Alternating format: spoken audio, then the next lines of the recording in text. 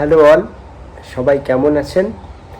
বসুম স্পোর্টসের আরেকটা ভিডিওতে আপনাদের স্বাগত জানাই।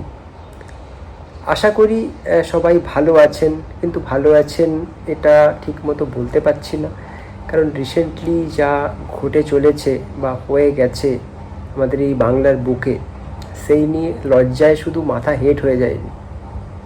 আজকে মনে হচ্ছে আমরা বাঙালিরা সত্যিকারের মেরুদণ্ডহীন নির্লজ্জ একটা জাতি। এটা বলতেও আমাদের মুখে একটু লজ্জা লাগছে না যে আমরা একটা মেরুদণ্ডহীন নির্লজ্জ জাতি। একটা মেয়ে তার প্রাণ দিয়ে হয়তো বা এই নির্লজ্জ মেরুদণ্ডহীন জাতির মেরুদণ্ডে একটা কোরামিন ইনজেক্ট করে দিয়ে গেছে। না হলে আমরা কালকে যারা সমর্থক, যারা খেলাধুলা ভালোবাসে, তাদের পথে নেমে এরকম প্রতিবাদ দেখতে পেতাম না। We want justice, really we want justice. যে কোরামিনটা আমাদের শরীরে ইনজেক্ট করে দিয়ে গেছে, সেই কোরামিনের জন্য যখন আমাদের ওই ভেঙে পড়া, নুয়ে পড়া মেরুদণ্ডটা একটু সোজা হয়েছে, এবার যেন এই প্রতিবাদটা সর্বস্তরের মানুষের মধ্যেই ছড়িয়ে পড়ে। এরকম অন্যায় দেখলে যেন সব সময় প্রতিবাদের মাথা উঠে দাঁড়ায়। আমরা একটা গণতান্ত্রিক দেশে বাস করি, কোনো রাজা বা কোনো স্বৈরাচারী ক্ষমতালোভী শাসকের রাজত্বে নয়, যেখানে সবাই ভালোভাবে বাঁচার অধিকার আছে। আর.জি. কর মেডিকেল কলেজ হসপিটালে একজন ডক্টর, ওনারা পেশেন্টের ট্রিটমেন্ট করান, তাদেরকে প্রাণদান করেন। সেই হসপিটাল, যেটা এক একটা ডক্টরের ওয়ার্ক প্লেস, কাজের জায়গা, সেখানেই যদি ডাক্তাররা সুরক্ষিত না থাকে, তাহলে পেশেন্টরা সুরক্ষিত কিভাবে থাকবে? এই প্রশ্নটা কি আমাদের ওঠানোর সময় হয়নি? সর্বস্তরের মানুষ সব রকমভাবে তাদের মতো করে প্রতিবাদ করছেন। আমিও আমার মতো করে প্রতিবাদ করছি যে এবার নিশ্চয়ই এই গুন্ডাগর্দি, মাফিয়ারাজ, এইগুলো বন্ধ করার সময় এসে গেছে।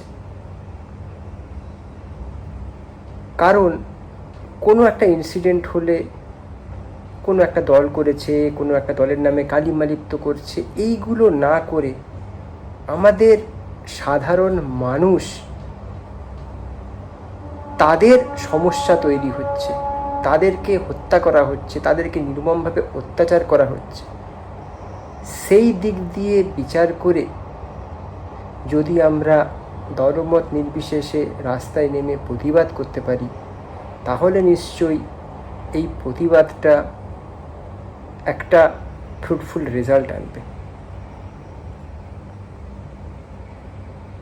ফুটবল খেলা বাঙালির যে আবেগের জায়গা, মোহনবাগান ইস্টবেঙ্গলের যে ডার্বি, মোহামেডানের সঙ্গে যে ছোট ডার্বিও হয়, এতে সর্বস্তরের মানুষ নিজেদের মধ্যে রেষারেষি করে যে আমাদের টিম জিতবে, আমাদের টিম জিতবে। নিজেদের মধ্যে মানে কাল পর্যন্ত আমি যবে থেকে খেলা দেখছি বা খেলা বুঝতে শিখেছি, তবে থেকে কোনোদিন এইরকমভাবে একত্রিতভাবে লড়াই করতে দেখিনি, যেটা আমরা সর্বস্তরে চেয়ে এসেছি যে মাঠের লড়াইটা মাঠের মধ্যেই থাকুক, কিন্তু মাঠের বাইরে যেন ঐক্য থাকে।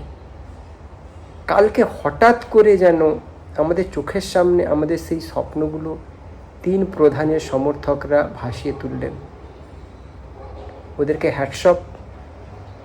যে প্রতিবাদটা ওনারা করেছেন তার জন্যে কোনো প্রশংসাই যোগ্য নয়। ওনারা কি বলতে নেমেছিলেন কালকে, যে উই ওয়ান্ট জাস্টিস ফর আর.জি. কর, এছাড়া তো আর কিছু ছিল না। তার জন্যে পুলিশ নামিয়ে তাদেরকে মারধর করে সরিয়ে দেওয়াটা কি ঠিক ছিল? তারাটা কি সশস্ত্র ছিলেন? তারা তো একটা প্রতিবাদ করতেই নেমেছিলেন যে সমাজে মহিলারা, ডাক্তাররা বা যে কোনো ধরনের মানুষ যেন সুরক্ষাটা পায়।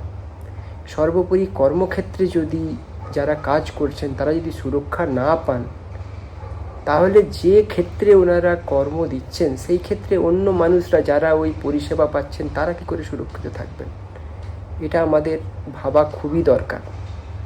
আর সর্বোপরি বলবো যে বাঙালি জাতি, আমরা যেটা সব গর্ব করে বলতাম আমরা হচ্ছি ওয়ান অফ দ্য বেস্ট জাতি, সেই বেস্ট জাতির তকমাটা অনেক দিন আগেই খসে পড়ে গেছে।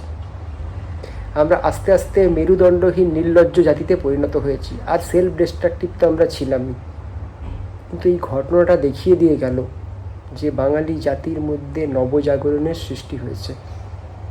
এরা আবার নতুন করে বাঁচতে পারে, লড়তে পারে আগের মতো। সেই লড়াইটা যেন জারি থাকে।